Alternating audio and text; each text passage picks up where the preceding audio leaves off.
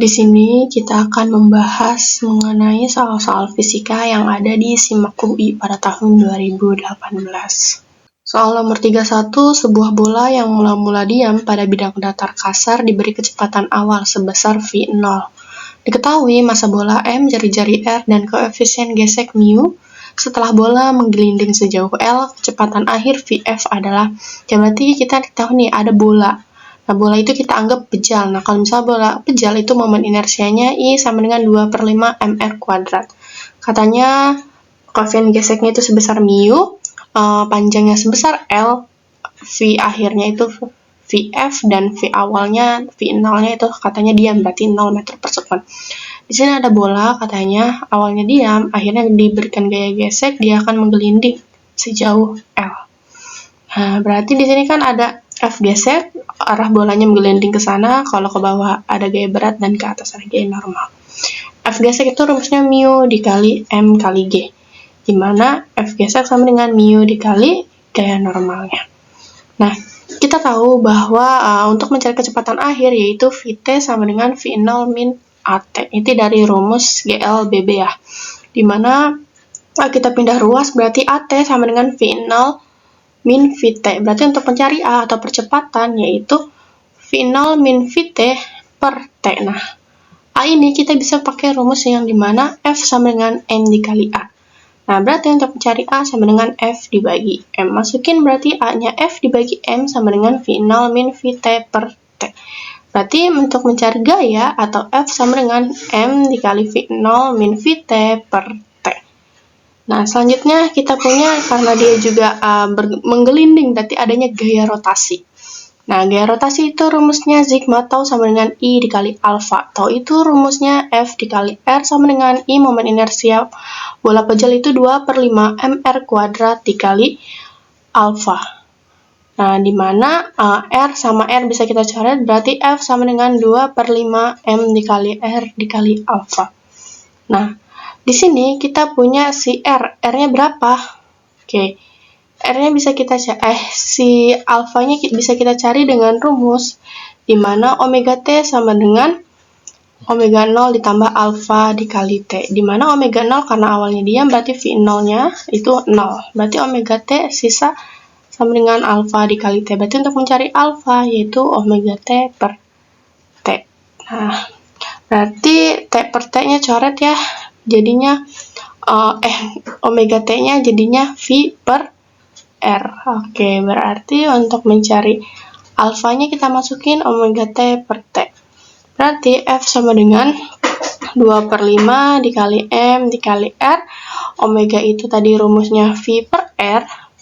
Berarti omega masukin V per R dikali T. Di sini ada T-nya juga ya, pernya R sama R kita coret.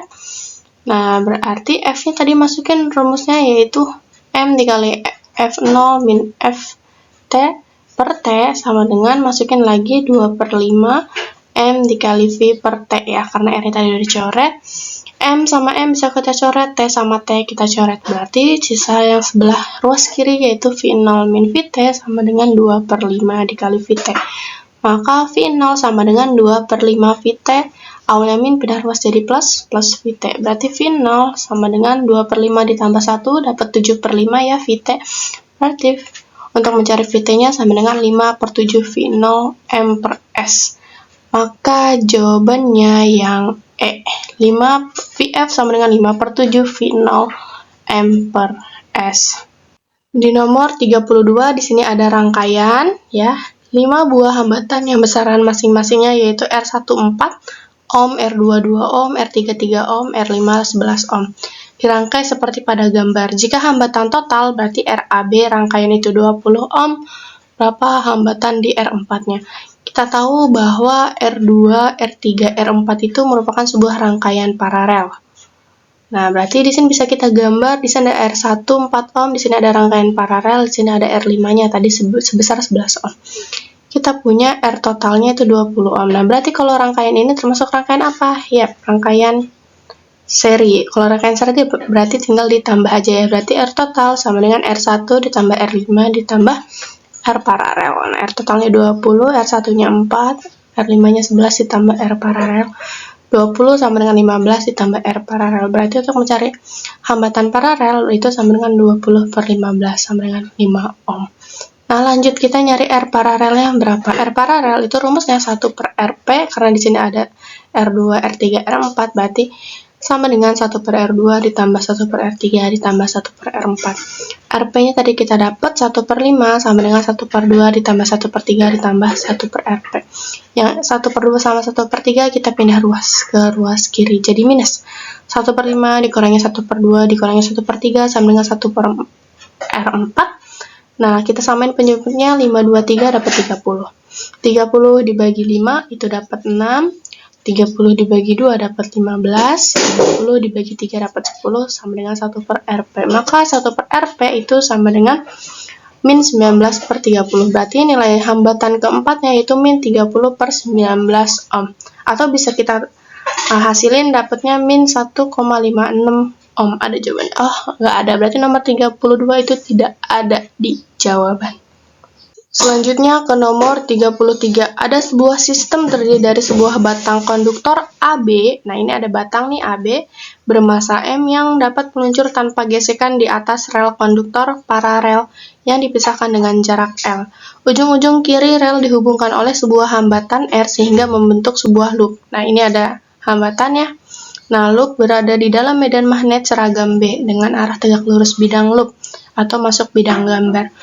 Mulai T sama dengan 0, batang AB ditarik ke kanan, berarti dia ditarik ke arah sini dengan gaya konstan F0. Ada gayanya, berarti F0. Kelajuan akhir batang AB adalah, berarti di sini ya ada hambatan, ada batangnya ditarik ke kanan dengan gaya F0, berarti di sini ada gaya Lorentz-nya ya, yang lawan arah dari gayanya. Di sini ada kecepatan yang searah dengan gayanya. Yang ditanyanya kelajuan akhirnya. Di mana berarti FL akan sama dengan F0 ya, karena berlawanan arah. FL itu rumusnya kita tahu, gaya Lorentz itu rumusnya Bill sama dengan F0. Nah, untuk mencari ini, B, I-nya itu bisa pakai yang namanya GGL induksi. GGL sama dengan BLV. GGL itu rumusnya I kali R. Nah, sama dengan BLV. Berarti untuk mencari I, BLV per R. Maksudnya nilai I, BLV per R dikali L sama dengan F0. B dikali B, B kuadrat dikali L kali L kuadrat, V per R sama dengan F0. Berarti untuk mencari V sama dengan pindah ruas ya, F0 dikali R per B kuadrat dikali L kuadrat. Maka jawabannya yang F0 dikali R B kuadrat L kuadrat, yang C. Ke nomor 34, sebuah proyektor menggunakan cermin cekung untuk menampilkan gambar di layar diletakkan 3 meter dari cermin, berarti itu ada, dan sebuah benda diletakkan 10 cm di depan cermin. Agar didapat bayangan yang jelas tidak buram pada layar, jari-jari kelengkungan cermin adalah, ada cermin cekung, berarti kita katanya layar diletakkan 3 cm dari cermin. Berarti ada S aksennya atau bayangannya ya, berarti 3 meter di depan cermin. Nah, ini masih meter, kita ubah satu ini ke cm, berarti 300 cm. Benda diletakkan, berarti jarak bendanya, berarti S sama dengan 10 cm yang ditanya R. Kita tahu bahwa rumus mencari titik fokus yaitu 1 per F sama dengan 1 per S ditambah 1 per S aksen. Berarti sama dengan S-nya tadi 1 per 10 ditambah 1 per 300. Samain penjemputnya, 300 dibagi 10, 30. Ditambah 300 bagi 300, 31 per 30. Maka untuk mencari titik fokusnya yaitu tinggal dibalik, 300 bagi 31 dapat 9,7 cm. Nah, ini ada cermin cekung, ini untuk titik fokusnya, ini R-nya. Nah, berarti untuk mencari R, jari-jari kelengkungan si cermin cekung di sini berarti 2 dikali F. Nah, R sama dengan 2 dikali F sama dengan 2 dikali F-nya dapat 9,7 sama dengan 19,4 cm. Berarti jawabannya yang B. Lanjut ke nomor 35. Seorang pekerja menggunakan pita pengukur yang terbuat dari baja dengan koefisien muai panjang yaitu alfa sama dengan 1,2 dikali 10 pangkat min 5 per Kelvin. Berarti ada alfa, kita dapetin pita tersebut memiliki panjang, berarti L itu 50 meter pada temperatur 20 derajat Celcius. Berarti ada T1 20 derajat Celcius pada siang hari dengan temperatur, berarti T2 ada 3,5 35,7 derajat Celcius, pekerja membaca pengukuran sebesar, berarti mengalami panjang muainya, berarti atau panjang akhirnya, berarti LT sama dengan 35,794 meter.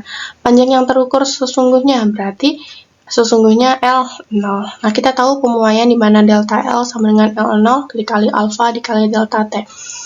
L0 itu alfanya 1,2 dikali 10 pangkat min 5 dikali 35,7 dikurangi 20. Delta T itu T2 dikurangi T1 ya. Berarti L0 itu 1,2 dikali 10 pangkat min 5. Ini pengurangan dari ini hasilnya 15,7. Maka L0 itu dikali 18,84 dikali 10 pangkat min 5. Jadi delta L-nya itu sama aja. Ini 10 pangkat min 5-nya kita jabarin 0,0001884 L0. Nah, panjang terakhir itu rumusnya L0 ditambah delta L. L0 panjang awal, delta L pertambahan panjangnya. Panjang terakhirnya itu 35,794 sama dengan L0 ditambah pertambahan panjang sebesar ini 0,0001884 L0. 35,794 sama dengan L0 dikali 1,0001881 ditambah 0, ya sama aja. Oke, berarti L0 tinggal pindah ruas, berarti 35,794 dibagi 1,0001884. Hasilnya 35,78 meter. Oh, meter ya ini ya. Oke, berarti kalau kita bulatin jadi sama aja 35,8 meter. Oh, di sini harusnya meter ya satuannya. Kalau misalnya ini meter satuannya, jawabannya berarti yang B. Lanjut ke nomor 36, ada suatu zat radioaktif.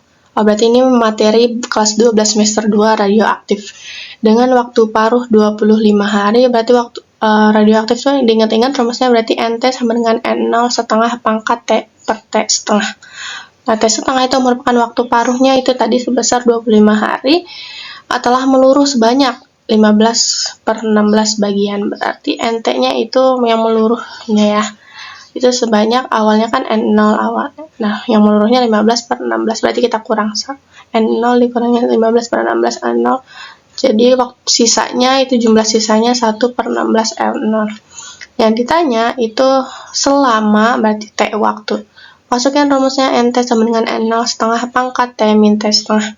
NT-nya tadi peluruhan sisanya itu 1/16 NO sama dengan NO setengah T per T setengah. NO coret, 16 itu sama aja 1/2 pangkat 4 ya, berarti sama dengan setengah T pangkat T min setengah coret 4 T waktu paruhnya tadi masukin 25. Berarti untuk mencari waktu itu 25 dikali 4 sama dengan 100 hari. Berarti jawabannya yang A. Nomor 37, sebuah benda diikatkan pada suatu pegas dan melakukan gerak harmonis. Oh, ini materi gerak harmonis di kelas 10 semester 2. Sederhana dengan amplitudo A dan frekuensi F. Pada saat simpangan, simpangan itu Y ya, Y sama dengan 1/4 simpangan maksimumnya, berarti Y sama dengan 1/4 amplitudo. Amplitudo itu merupakan simpangan maksimumnya ya. Nah, maka kecepatannya adalah berarti yang ditanya V. Nah, kita tahu bahwa rumus kecepatan itu omega dikali A dikali cos omega T, atau ada juga kecepatan sama dengan omega akar dari amplitudo kuadrat min simpangan kuadrat atau Y kuadrat. Nah, kita pakai yang kedua ini. Masukin omega dikali A kuadrat min, tadi simpangannya 1/4 amplitudo kuadrat, berarti omega akar dari A kuadrat 1/4 pangkat 2, berarti 1/16 A pangkat 2, berarti omega sama dengan 1 dikurangi 1/16, berarti 15/16 A kuadrat. Omega kita tahu 2 pi dikali F, A pangkat 2 dipangkatin dapat A, 16, akar dari 16 itu 4, akar dari A kuadrat itu A ya. Nah, akar 15 nggak ada ya, tulis aja akar 15. 2 sama 4 kita kecilin, sama-sama dibagi 2, berarti dapat 1/2 pi FA akar 15. Atau sama ini. Yang C 1/2 akar 15 pi FA. Nomor 37 jawabannya yang C. Lanjut ke nomor 38, seutas tali yang panjangnya 1,16 meter, berarti ada L itu 1,16 meter, dibentangkan horizontal. Ujung suatu tali terikat pada ujung yang lainnya, bebas L berarti ada tali terikat, dan tali ujung bebas. Nah, pada ujung bebas tali diberikan usikan sehingga terjadi gelombang bergerak naik turun dan merambat menuju ujung yang terikat dengan kelajuan 8 meter per second. Berarti ada V 8 meter per second. Tiap titik pada tali dilewati 6 gelombang, berarti N-nya 6 dalam waktu 1 detik, T-nya 1. Berarti untuk mencari frekuensi N per T, 6 dibagi 1, 6.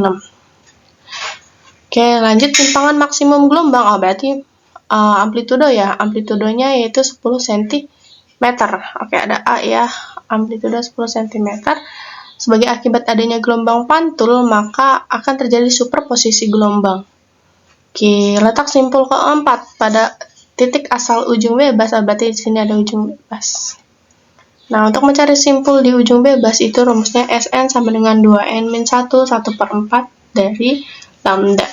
Maka S4 berarti masukin 2 dikali 4 min 1, 1/4 lambda itu V per F. V-nya kita dapat 8, F-nya 6, berarti dapat 4/3, masukin 4/3.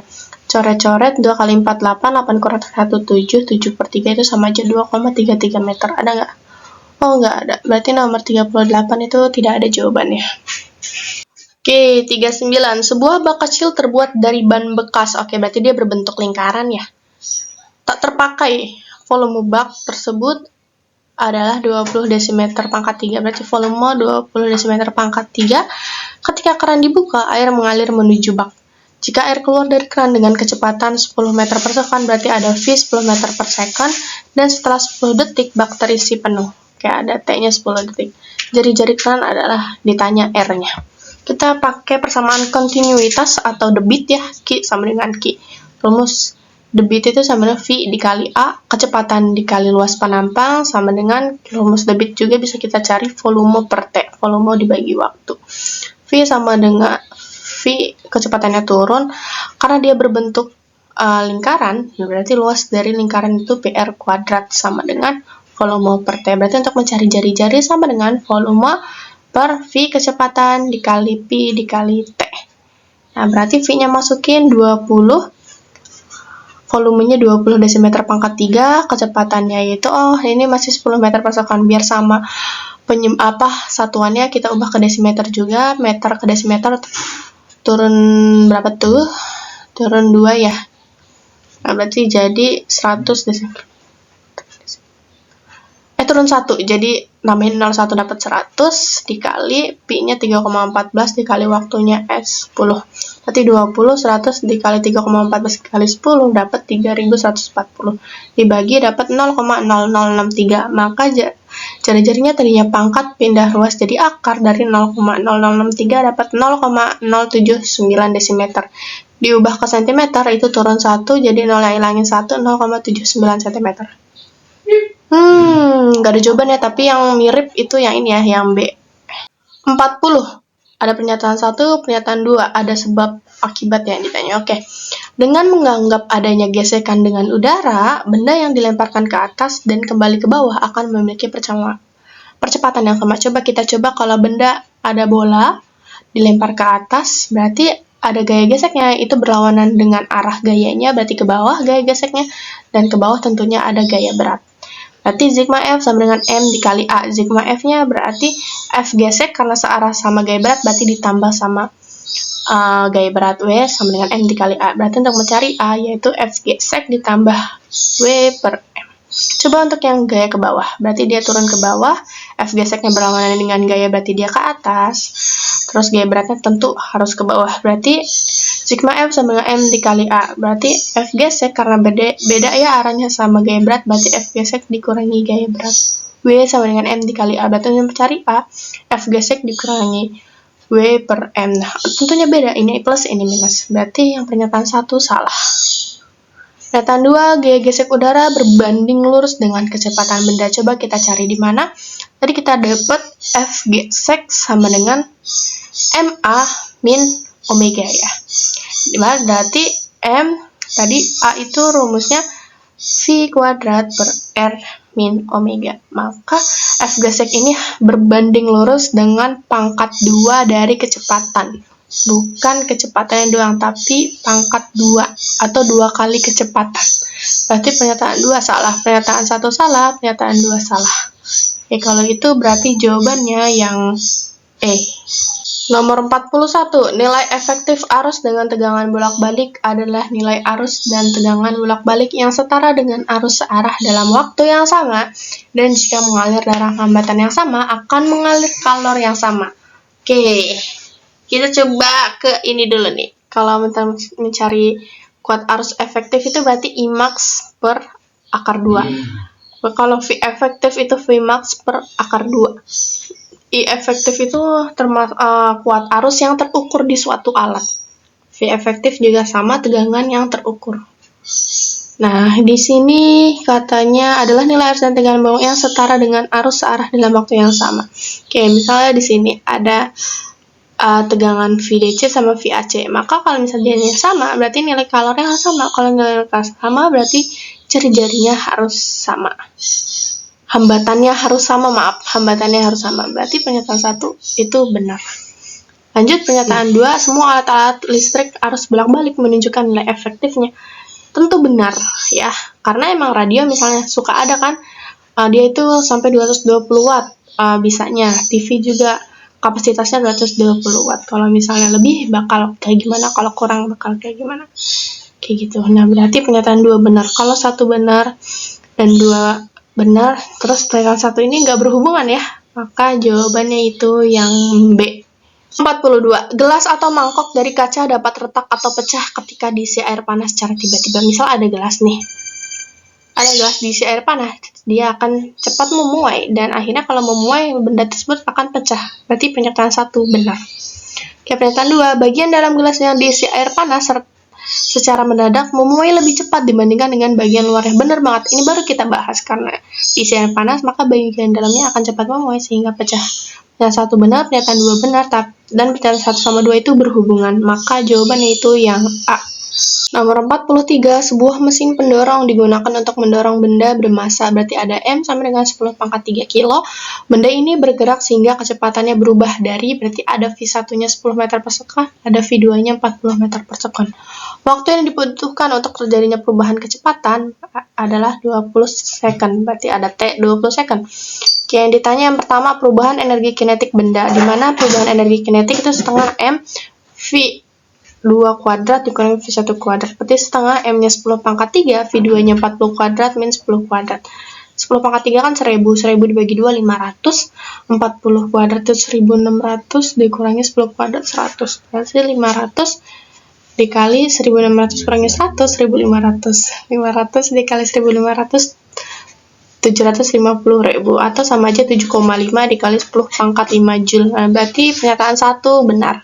Lanjut ke pernyataan 2, usaha yang dilakukan mesin pendorong adalah 0,75 megajoule. Oke. Kita usaha itu akan sama dengan perubahan energi kinetik. Tadi kita dapat perubahan energi kinetiknya sebesar 7,5 dikali 10 pangkat 5 Joule. Atau akan megajoule ke joule itu 10 pangkat 6 ya. Atau joule ke megajoule itu 10 pangkat 6. Berarti ini biar 10 pangkat 6 sama aja 0,75 dikali 10 pangkat 6 joule. Berarti sama aja 0,75 megajoule. Berarti nomor 2 benar. Lanjut ke nomor 3-nya. Daya mesin pendorong, daya itu P. Itu sebesar 37,5 kW. Berarti P itu rumusnya W per TW-nya ini kan sama dengan perubahan energi kinetik. Maka delta EK per T. Delta EK-nya kita dapat 7,5 dikali 10 pangkat 5 per T-nya 20, dapat 3,75 dikali 10 pangkat 4. Nah, watt ke kilowatt itu 10 pangkat 3 ya. Nah, 10 pangkat 3 kita kurangi berarti dapat 1 ya. Dapat 37,5 kilowatt. Maka nomor 3 benar. Lanjut ke nomor 4. Percepatan bendanya adalah 1,5 meter per second. Maka A sama dengan V2 kurangi V1 per T. V2-nya 40 kurangi 10 per 20 dapat 3 per 2 atau 1,5 meter per second kuadrat. Berarti jawabannya yang 4 itu benar. 1 benar, 2 benar, 3 benar, 4 benar. Jawabannya yang E. Lanjut ke nomor 44. Ada sebuah rangkaian kapasitor ya, C1, C2, C3. Perhatikan rangkaian kapasitor di atas. Pernyataan manakah yang benar? Coba C1 dirangkai seri dengan kapasitor C3. C1 seri dengan C3. Itu salah, harusnya paralel. Berarti pernyataan 1 salah. Pernyataan 2. C2 dirangkai paralel dengan sumber tegangan F0. C2 dirangkai paralel dengan F0. Salah, harusnya seri. Berarti nomor 2 salah. Nomor 3. C2 dirangkai seri dengan kapasitor C3. C2 seri dengan C3. salah, harusnya itu paralel. Berarti nomor 3 salah. Nomor 4, C3 dirangkai paralel dengan C1. C3 dirangkai paralel dengan C1, benar. Nomor 4 doang yang benar, berarti jawabannya itu yang D. Nomor terakhir 45, pada cermin cekung, sama kayak tadi tuh, jika benda diletakkan di antara titik fokus dan cermin, berarti ada fokus dan cerminnya. Ingat kalau misalnya suatu cermin itu ada 4 posisi ya, dimana ada ruang ya, ada 4 ruang, ruang 1, ruang 2, ruang 3, ruang 4. Nah, si bendanya diletakkan di titik fokus dan cermin. Berarti di sini ini fokus, ini cerminnya, berarti di ruang 1 si benda itu. Nah, pernyataan manakah yang benar mengenai bayangan?